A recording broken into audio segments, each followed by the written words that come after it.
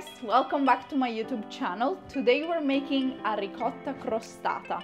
Crostata is basically an Italian version of pie, and the dough is a little bit different but equally delicious. The reason why I'm making a ricotta pie is because a while ago I posted a ricotta cake and a lot of people actually really enjoyed this recipe, so I thought, why not making a ricotta pie version of this cake? So let's get started.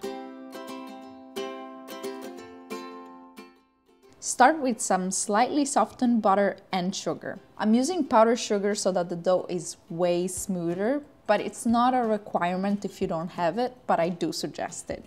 A little pinch of salt, and then I finally grate some lemon zest. About half of a big lemon, or even the zest of a whole small lemon. I give it a quick whisk and I add the honey, which not only will make the dough nice and golden, but it will also make it easier to whisk the butter and sugar together. Now I add in the 2 eggs and I incorporate them in the mixture. Now it's time to sift in the flour with half a teaspoon of baking powder. I whisk everything up until nicely combined, but don't over whisk it. Oh my gosh, I'm making a mess because my bowl is a bit too tiny. Here we go. This is the consistency that the dough should have. If you press down with your finger, it won't stick to your hands. Perfect. Now I make it into a flat shape and I let it rest in the fridge into some saran wrap for around an hour. For the filling, I'm using ricotta without the excess liquid, and I sift in some icing sugar to avoid clumps. For flavor, I'm adding a 1/4 teaspoon of cinnamon and some lemon zest again. Whisk it up and add an egg too. So when I went to the grocery store, there wasn't the usual brand of ricotta that I like, so I grabbed this other one and it was quite grainy. So in that case, if you have the same problem, I suggest using a mixer or even a blender and you'll get the smoothest result. Now it's perfect. I mean, you don't need to make it super smooth if you don't want to take the extra time, but it's a little bit nicer. I put the cream back in the bowl and I add a little bit more lemon zest because I love it, and some chocolate chips. Now I set it aside. Alright, once the dough is ready, I place it onto some parchment paper and I sprinkle a little bit of flour on top and on the bottom. I roll it out with a rolling pin until it's nice and thin. Every once in a while I suggest flipping it to make sure it's not sticking too much. Butter an 8.5 or 9-inch pan and set the dough in it.